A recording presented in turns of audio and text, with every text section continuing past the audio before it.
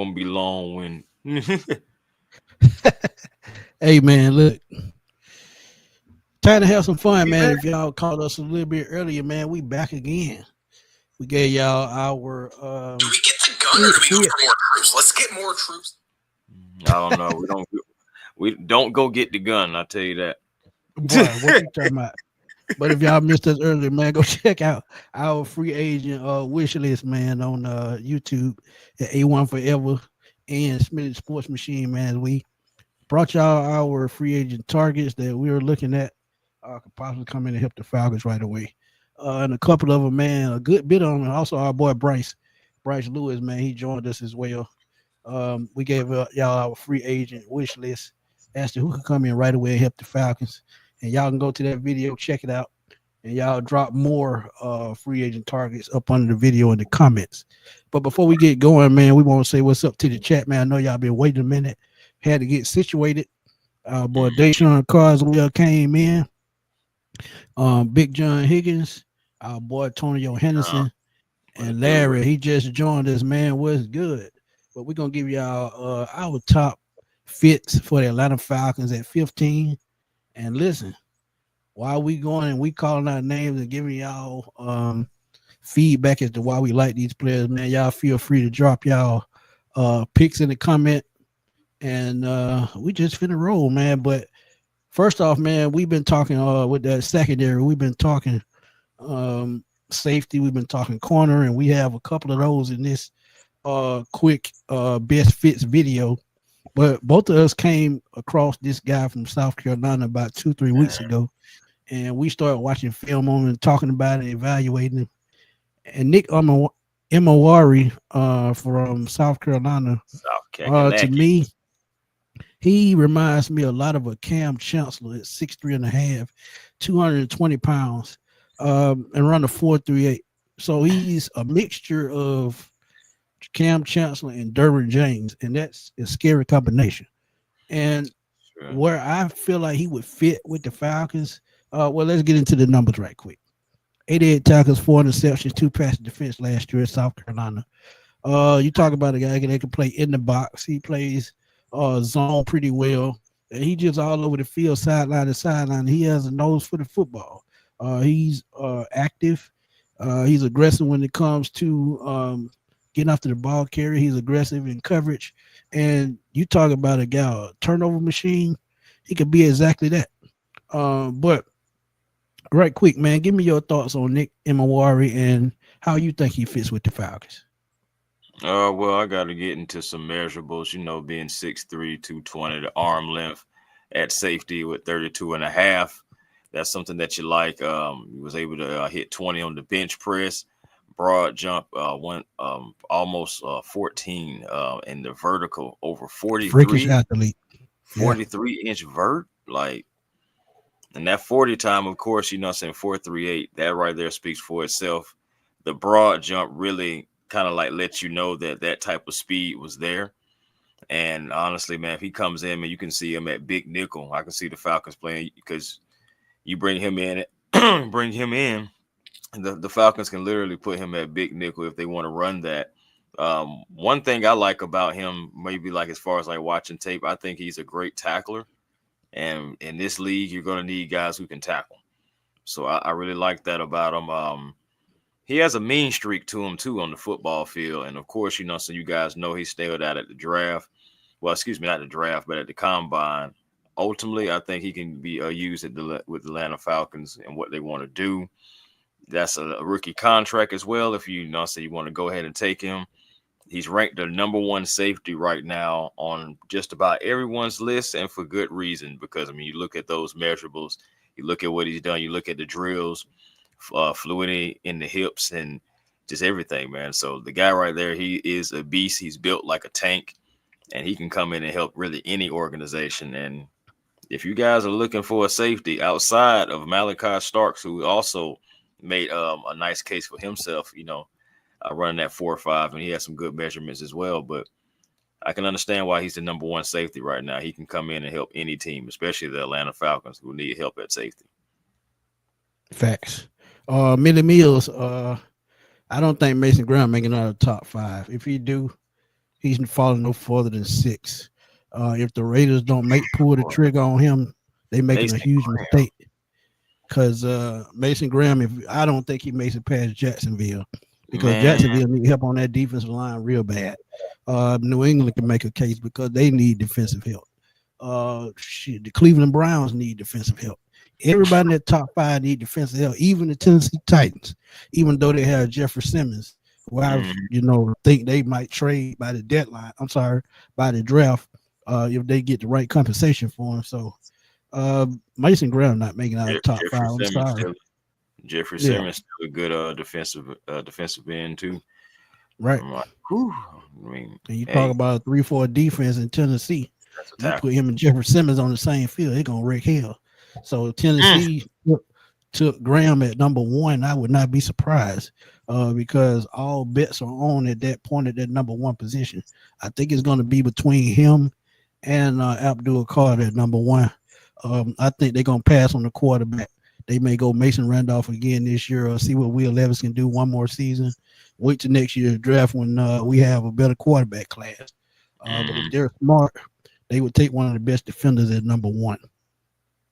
Hey, but I'm definitely understanding that. I know we got a question too from Courtney Brown. Yeah, I was gonna put it up. So Courtney says, hearing the Falcons consider trading the 15th pick, do you think they should? If so, why? We were going to get on this a little bit later in the show. But hey, we can go on and knock it out right now. But yeah, I wouldn't be surprised if they traded back. As I said, if you watch me and Chris as we did our fan control mock draft, and we traded back and we got 2 third-round picks and the 31st pick, I think it was. And a pick in 2026. Right. And we got back some good compensation if we traded back, and there were still decent players on the draft. It's not these guys that you think are going to come in and be game changers, because as I tell y'all all the time, any draft pick from first to last, it's a 50-50 shot. So it's going to be boom and bust with any pick. But there will be some solid players at the bottom of the first that can come in and contribute right away. And if you get 2 third-round picks by trading back there for that, elevates, what you're going to do in free agency. That helps with the cost, being cost effective, because the more draft picks you get, the more that you can kind of utilize that as to keep that cap number real low. And if y'all know, we got, I think, 22 million in cap space extra. It's not going to be that for us. I think we're going to be about $10.5-11 million over the cap. Now we can make moves, but again, you have to restructure contracts, and moving back and getting more draft compensation, I think would be a smart move if you're looking to be cost effective when it comes to adding depth to your team and putting good talent on the field. And I think if you trade back, you could possibly get another day 2 pick, or probably 2 day 2 picks, depending on who you trade with. So now you want to trade back? You're not on the move up thing no more? You leaving that alone? Man, you know me, man. I'm pushing buttons, man. If the right person is there at, I would say 13, and you only have to give up that 4th round pick, or you can persuade them into taking a 3rd round the next year, I would still definitely move up 2 spots if I could. But not for like trying to get Mason Graham or nobody like that though. Are you it moving has to up? be, if Jalen Walker is there and I know somebody's going to take him before us, I'm still thinking about making that move, because as I said, you killing 2 birds with 1 stone. You have an athletic linebacker who can drop back in coverage, who can spy quarterbacks, who can get after the quarterback, and he's just a freaking athlete. So you talk about a guy that has a motor that's nonstop, such as a Michael Parsons type comparison. Oh yeah, I'm taking that all day, man. And if they have to move up to go get him, so be it. And if they choose not to, I'm fine with that. But at the same time, talent like that don't come around too often. We already missed out on one guy in Parsons, but you have Jahad Campbell, which would be a good consolation prize.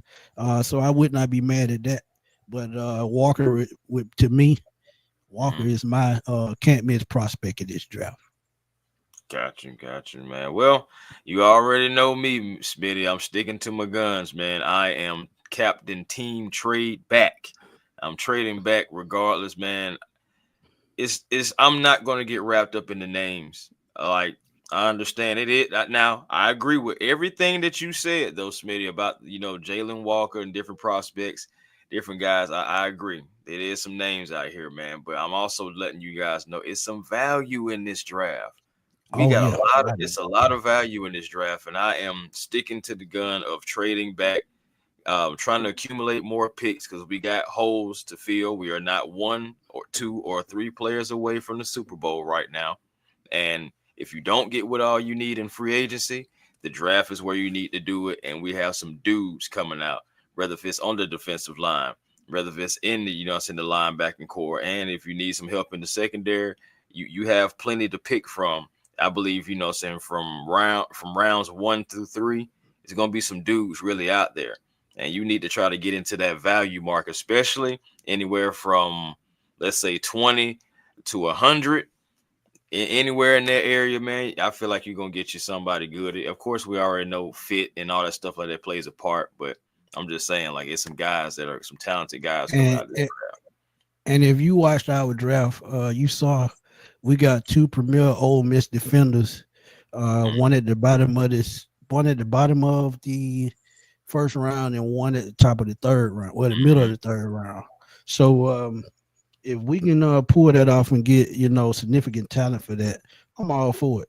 But Tony said if I'm anything, I'm giving up next year's to move back into the first after our 15th pick. That could be an option as well. That could definitely be an option. It's not like the Falcons haven't drafted in the first round and then traded back in the first round before, a la right. Chris Lindstrom, Caleb McGarry. So right. So hey, it could happen. But we both went Nick Imawari. His name is tricky. But I let you start with the next person, man, because I'm going defensive line with my next pick. But who you gonna take with your best fit? And the thing about it is, this whole thing is really not necessarily me. It's me looking at the Falcons and thinking that they may fall in love with the tape. And whose tape? Talking about Mr. Shamar Stewart. Shamar Stewart was already kind of placed with the Falcons at 15 once before. A lot of people didn't know who the heck he was. But you look at his measurables, arm length, that 34 and 1/8 arm reach. They may fall in love with that. It's in the hands are 9.5. His height 6'5", but on that 10-yard, he did well. The 40, he did well. Shoot a vertical, 40-inch vertical. The broad jump, he killed that too. So I mean, he had overall, and then even in the drills, I mean, you can't deny what you saw. For those who saw his workouts, the man is he's pretty good, man. But I know I'm questioning his tackling ability. I'm also questioning his sack production. I know he only had like 4.5 sacks, and for a career, he got a lot of pressures. But at the end of the day, I want somebody who is a football player, who is polished and ready to come in and right at the quarterback. But for the Falcons, I think we like a lot of projects. We already have Troy Anderson.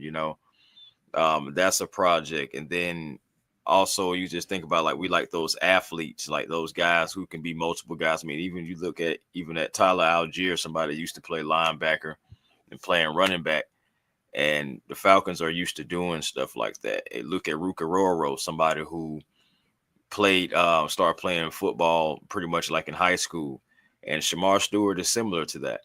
So I'm more so thinking they may actually like what the tape they seen at the combine. If he interviews well, I wouldn't be surprised, y'all. Now, is that my pick? No, but just from thinking about how the scouting department likes athletes and likes to possibly see how they can use a person who is raw and try to bring out that raw ability out of them, and I can see it. Yeah, and size, you can't teach size. We always talk about that. He's 6'5", he's about 290. But you look at the way he plays very violent. He's very Yeah. aggressive, and you know the way he plays, and you like to see that. You talk about his pursuit angles; he's good at that. He's excellent in the run game, which I think is one of his strengths. But getting after the quarterback is what we need. That's And what I. if with a guy like this who's raw like this, to me, I don't think he would fit Atlanta because they're one of those teams that's looking for somebody that's polished at the defensive tackle position. Now, the guy that we took in the mock draft, Walter Nolan, I could see him here because he's a little bit more polished when it comes to getting after the quarterback, when it comes to playing the run. And Mm. if y'all watch that mock draft, y'all would see broke it down excellent. But a guy like this that's raw and needs time to develop, I could see him with a team like Baltimore or Pittsburgh, who's known for defense that can bring him along at their pace. But you talk about Jeff Ulbrich, I don't think that's a smart move. And you're seeing already, well, I know me and Smitty have, and some of you probably have as well, seen that Shamar Stewart is actually going ahead of Michael Williams now on Right. some boards. And I'm like, no, I'm not making that decision. Like I'm still taking Michael Williams. Like so we're just talking about just football ability. But again, that was just my take on Shamar Stewart. Like I'm not completely sold on him. I know some people may be. I'm not sure, but not at 15. Honestly, I'm trading back, and I try to go after like a Walter Nolan, and again get more picks because I know that's another thing that a spoiler alert. That's one thing that we did do, trade back, and was able to get a player like that. So Right. I'm just saying you can But still find some value in this draft. hey, Still. and speaking of value, at 15, Okay. I know my boy Ryan the Historian, Bird Gang LLC. Y'all go check him out on YouTube. I know he's gonna Facts. like this pick because we've been talking about this probably about 6-7 months. But we need an interior lineman. We need a Mm, guy that can eat space, and we hadn't had that since Anthony Rush. And he really wasn't a starting caliber type player. But Kenneth Grant, 6'4", 335. right. You talk about a guy who has lower body strength like an ox. And he can push the pocket and he can collapse the pocket. He can also control his gap very well. He's another one of those guys with a high motor, like strong like an ox. And he only had 32 tackles, and that's pretty good to me for a defensive lineman, an interior lineman. 7 tackles for loss and 3 sacks last year at Michigan. And you saw flashes of what he could be. Now, if you want me to take this back, I'm old school. He Mm-mm. reminded me a lot of a Marcus Stroud. If y'all remember him from Jacksonville back in the day with Big John Henderson, he reminds me a lot of Marcus Stroud.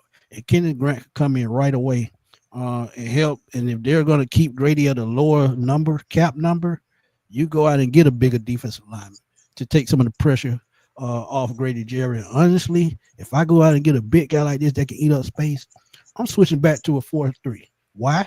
Because you still have guys like Zach Harrison that's still on the roster who can play a 4-3 end. He's what 6'4", about 280. So Mm. you have still had that big defensive end if you want to switch back to a 3-4. And I just think Kennedy Grant could come in, help Grady Jarrett, and I think they move on from Onyemata, especially if they make this pick and you get a younger guy who's hungry, who is ready to prove himself. And I think they'll have fun with Kenneth Grant moving him around on this defensive line. I like it. I like it. I like it. I like it. I like it a lot. That's right, man. Coach, he's 6. Jack Harrison is 6'6". My fault. Somebody that needs to be used on the end, if you ask me, too. By the way, but okay, man. I'm staying with my corners, man. I'm staying with my corners. It's another guy who I believe is raising his draft start. Now I'm gonna try not to butcher that first name of his, but I believe it is Azariah Yep. Thomas, Yep. corner. Florida State. Flow State in the house, and now he ran a 4.5. Some people may want a faster corner, but the thing about it is, remember, he's tall. He's more of a taller guy. He's 6'2". You like that height at the corner. The arm length is also at 32 3/3. He has 10-inch hands. he can catch the ball. I know he had a couple of drills where he maybe dropped something, but the broad jump is not bad as well. Wingspan not bad either. Like ultimately, he has to work on like tackling, I believe. You must say more so than anything. I believe that he can play the outside a little bit, and he is a press corner as well. This guy, he had a good Senior Bowl. For those who watched the Senior Bowl, he did shine at the Senior Bowl, making good tackling, good decisions, taking good angles. And this combine, hey, I think he had a great combine, honestly. And this guy, this is another trade back situation to where you can get more picks, and you possibly can pick up a guy like this in the second round, Facts. And so and you can have a guy on the other side from AJ Terrell, who can come in. He's got size, he's got some speed to him, and on the tape, he's got football speed. So I like what I see out of the guy. Of course, the press technique is a little inconsistent, but it is there. He has a high level of competitiveness, and like he has a rare combination of the size and the fluidity in the hips and at the position, and that's something that's very important when you got to be fluid in the hips, y'all. So like that's the one thing you got to look for. Like, can he get in and out of those breaks as well? And it's something that Charles Davis had pointed out that I didn't even consider. But so after watching it, he is a little slew-footed, in which when you're trying to drive on the ball, his foot can kind of be already in that position to where you want to break and drive to the ball. Absolutely correct. That reminds me of a former Georgia Bulldog, Champ Bailey. He was slew-footed as hell, and when he break on a route, you better just get ready to run the other way, because when he break, it's over. So yeah, this is a good one right here. This is a sleeper, and one person that he reminds me of was another Florida State Cinnamon, Antonio Cromartie. Same build, same height, and big corner. And we know with the NFC South, with these receivers, you got to be physical with him. So you go out and get a guy like this. Hey, Chris, this is an awesome pick, especially if you trade back. So I like this one. Some value out there, y'all. I'm just saying. A lot of value. Let me see. Well, I'm gonna switch gears. Well, no, I take that back. Okay. I'm going and go ahead. I'm gonna stay at the defensive back position. And it's a name. Somebody in the chat already brought it up. Okay. But Jahdae Barrett. Yes, sir. This is one of those guys that I think wherever he lands, he's gonna be a superstar. And he's not the biggest guy at 5'11", about 185. He's probably gonna have to put on about 10 pounds to play at the next level. But you talk about a guy with instincts through the roof. I watched both Georgia games. Both of those games, he had 3 or 4 plays where he broke on the ball and knew where the ball was coming before the wide receiver did. So you talk about a guy with that kind of high IQ.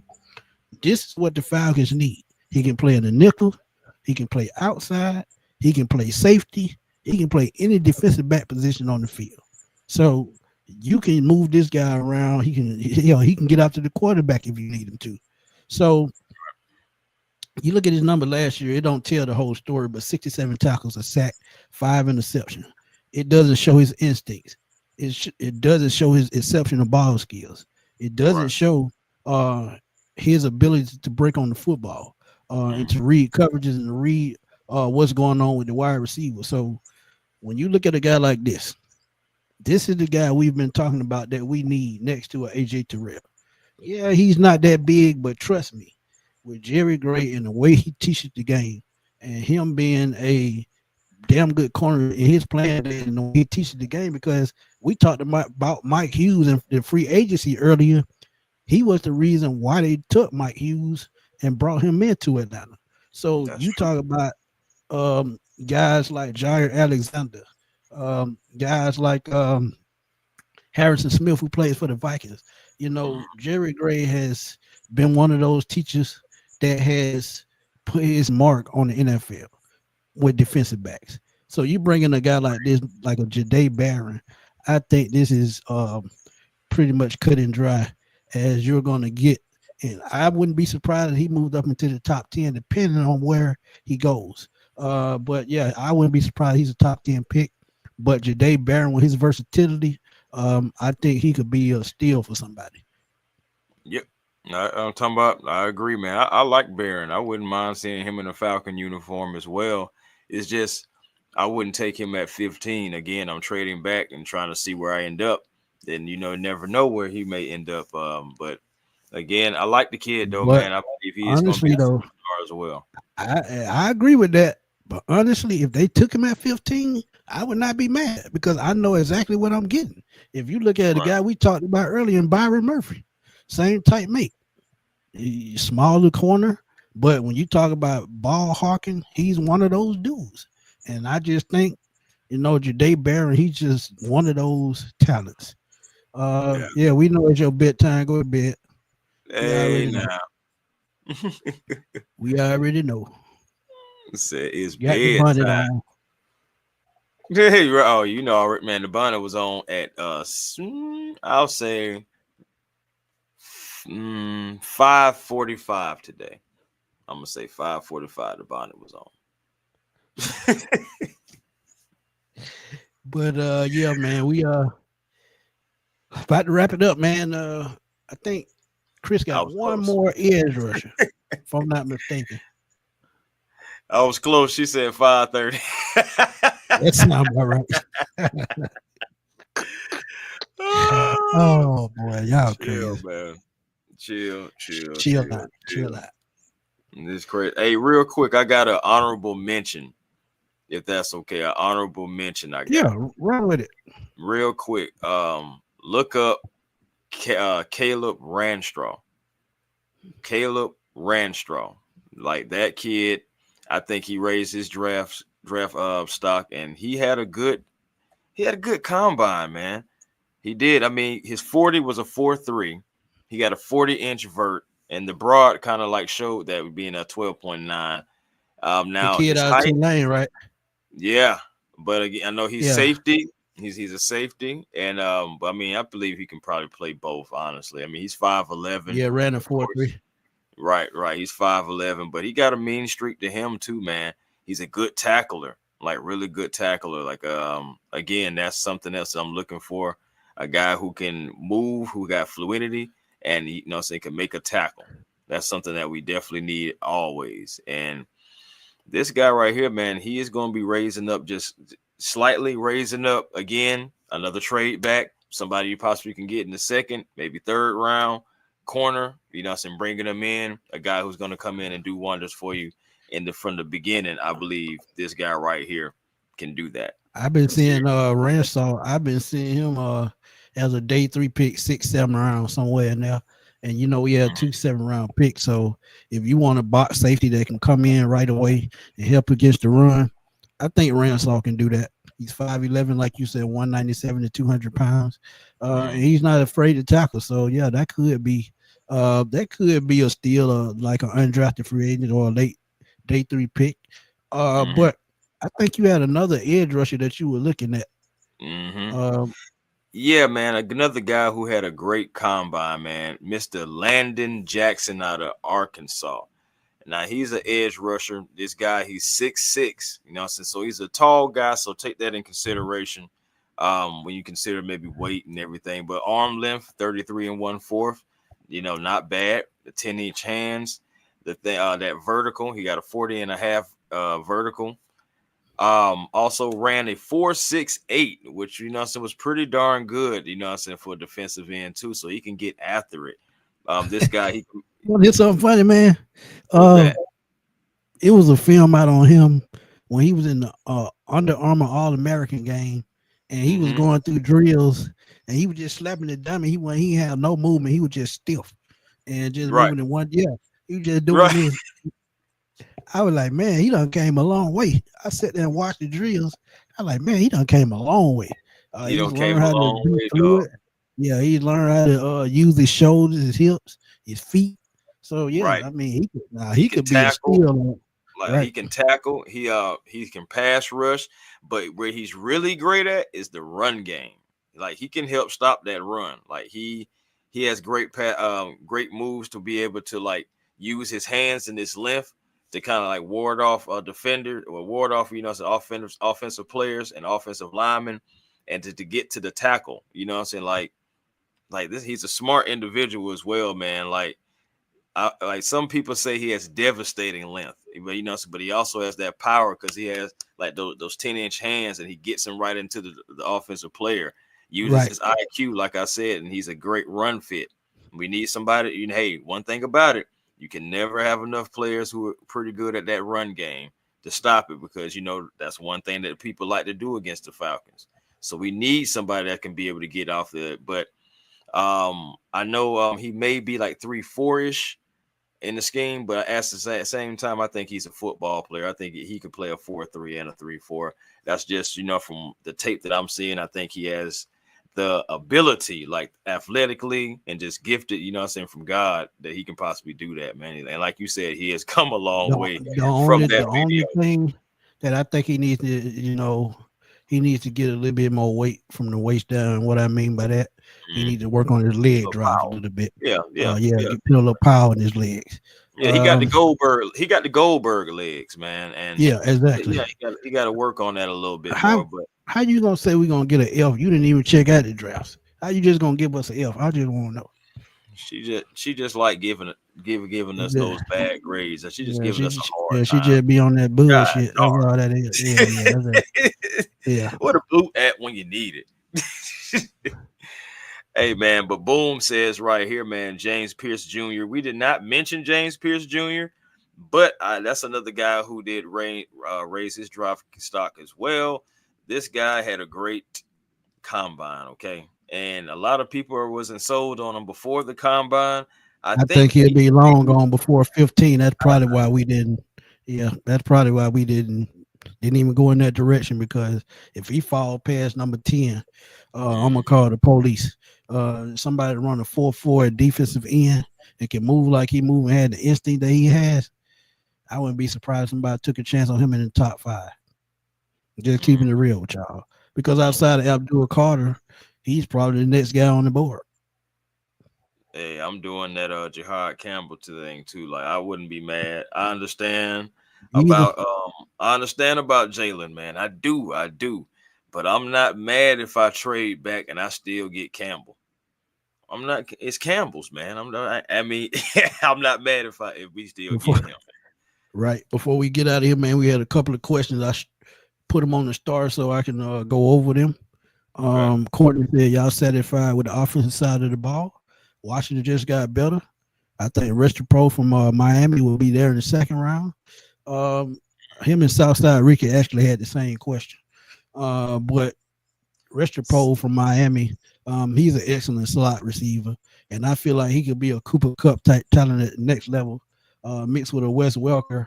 But he has to go to a West Coast style offense. Now, we do run a West Coast style offense, but our offense is mostly run first. So I feel like he would need to be in a wide open type offense, sort of like a Kansas City or a San Francisco, or even a Denver with Sean Payton.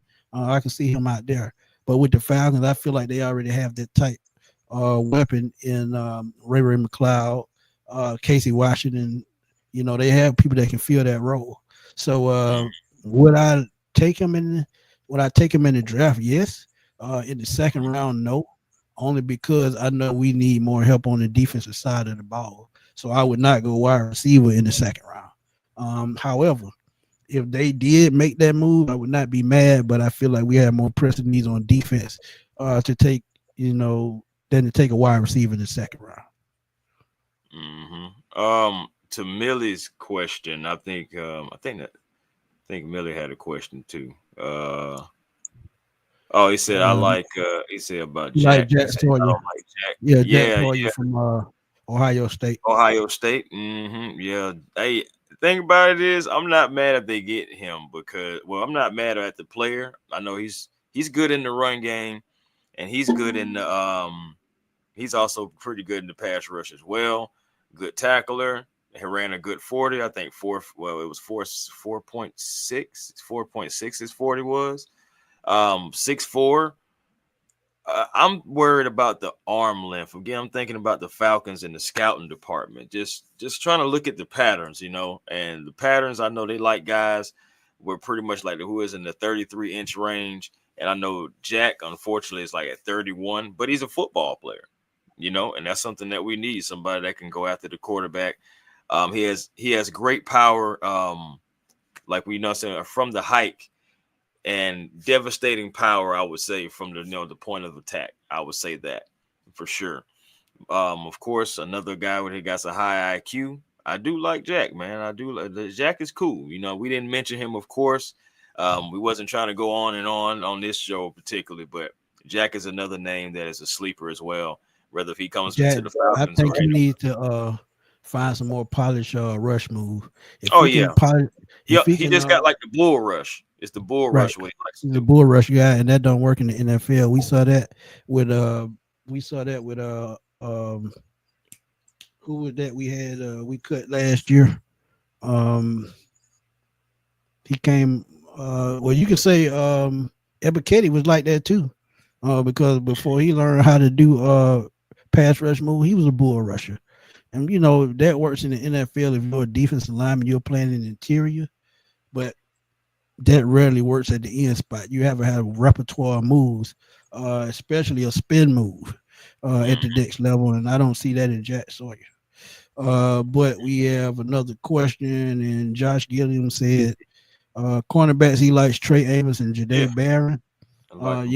We just talked about Jahdae Barron and Trey Amos. I actually put him in my second mock draft. I feel like he's going to be a steal. He's another one of those playmaking corners out of Ole Miss. And like I said, Ole Miss may have 5 players on that defense going to top 100. So Trey Amos may be one of those guys. So those are guys that you have to keep an eye on. I said some dudes coming out, man, for real. I know Josh also said people on Twitter saying Mike Green not on our draft board, and you know why. He character issues. Got a few things going on. So, and the Falcons, they don't want to have anything to do with anybody that got something going on. So, I don't see Mike Green as an Atlanta Falcon. I mean, I like what he does. I think he has some of the most polished pass rush moves coming out of this draft. I think he gets after the quarterback, very bendy individual as far as, when you need to get those pads lower to get around those defenders, good hands. It's a good things you can say about him, but for the Falcons, we stay away from issues. And at the same time, too, I know some people will feel like, too, he ain't playing in the ACL. He played against the best competition. So it's really like 1 or 2 games where people are really just saying that he popped. So, I mean, it is question marks. And the biggest question marks are what's going on with your life outside of football. So, I mean, that's why people are saying that he's not on the draft board. Now, should he be? That's up for you to just decide. Facts. Southside Rick said his favorite corner is Siobhan Rivera, and he's going to be a sleeper too. He may go in the first, man. He's going to be at the bottom of the first. Team, like I tell y'all, man, teams that I saw in the playoffs, the Ravens, the Chiefs, the Bills, all of those teams need help at cornerback. So you could get a run on cornerbacks at the bottom of the first. Trust me. If Jahdae Brown is there, he's gone. If Siobhan Rivera is there, he's gone. Trey Amos could possibly come up to the bottom of the first. In Detroit Lions, they need corners. So in that 20 range, corners is going to be a run on cornerbacks. Trust me when I tell you that. It only takes one team to draft the corner, and then you get a run on those cornerbacks. So we'll see. But Ms. Carey, thank you for tuning in again. Thank you. You joined us a little bit earlier. We appreciate you.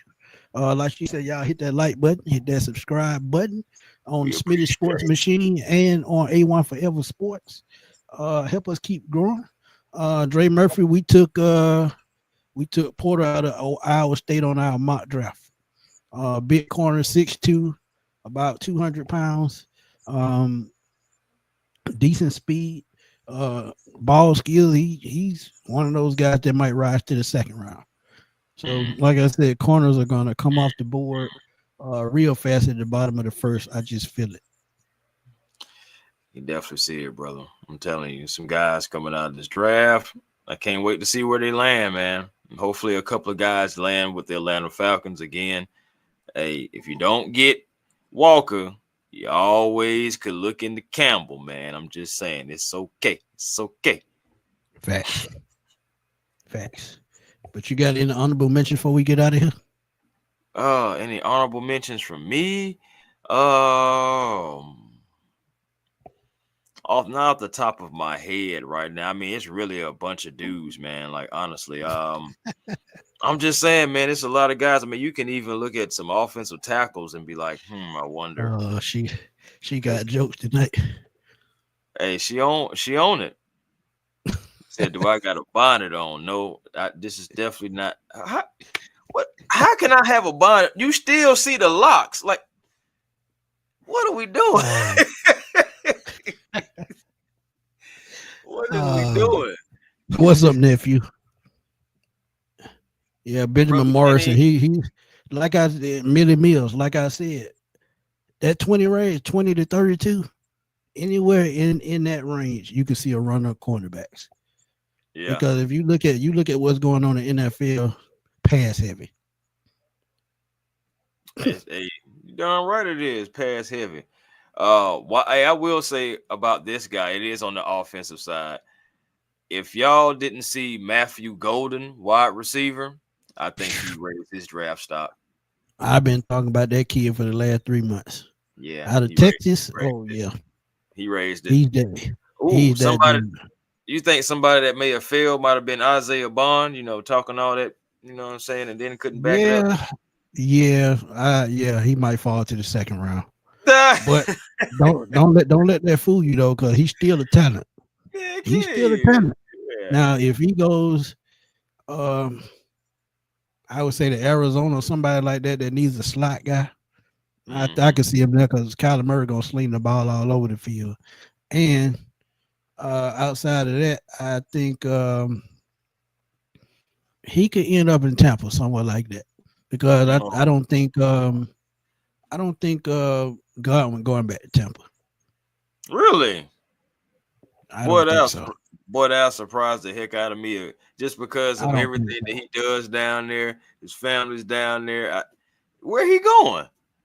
I don't know, but if somebody throw the money at him, he gone. And I think somebody's going to do that because, like I said, Kansas City, they need another receiver.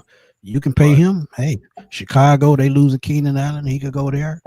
I mean, it's just so many places you can go. You go to Indianapolis, they need receivers. They had a cap space.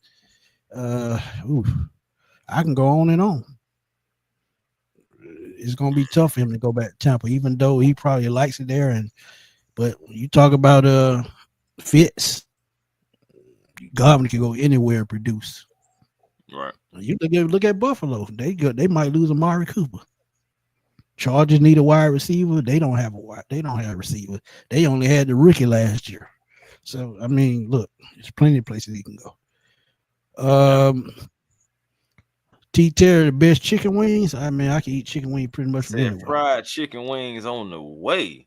Sheesh. Yep, public fried chicken wings on the way. I appreciate you.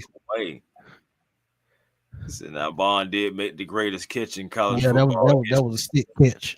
Yeah, it was. Josh said, "Which wide receivers y'all like?" I think we're gonna draft one. I'm gonna keep on the one what I was saying earlier. Ricky White out of UNLV. This dude, you might think he'll flash in the pan, but he's a great run out to the catch. He's high IQ. He can find holes in his zone. He's a deep threat. His run out to the catch is top notch. And 2 years ago, he had 1,400 yards for UNLV, and put him with the right team and the right quarterback. Ricky White can be a good player in this league, and they have him rated 4th and 5th round. So if you get him on day 3, you getting a steal with that kid. Yeah, definitely. Like I said, look out for old Matthew Golden, man. Look out for Isaiah Bond. He's still gonna get drafted. What's the other kid? Luther Vandross or something? Luther Bird the third. Yeah, there we go. Luther Bird. That's what I said, Smitty. But Vandross. No, you ain't hit no mess like that. Anything but Oh boy, you need help. yeah, no mess like that. And Jimmy Horn ne- Jr. That's a nice nephew, don't pay her no attention. She think everything nasty. one. Oh man. But guys, I ain't gonna lie, this has been a great show right now. Yeah, man. We went a little bit over, man. We were aiming Yeah. for 30 minutes, but you know how it go. Once we Hey, get to we talking need to and good football, and then you get got the these chat. questions going, Come on now. It's hard to get off, man. Like I can't stop. Heck yeah. But yeah, man, Hampton out of USC, that would be a nice fit.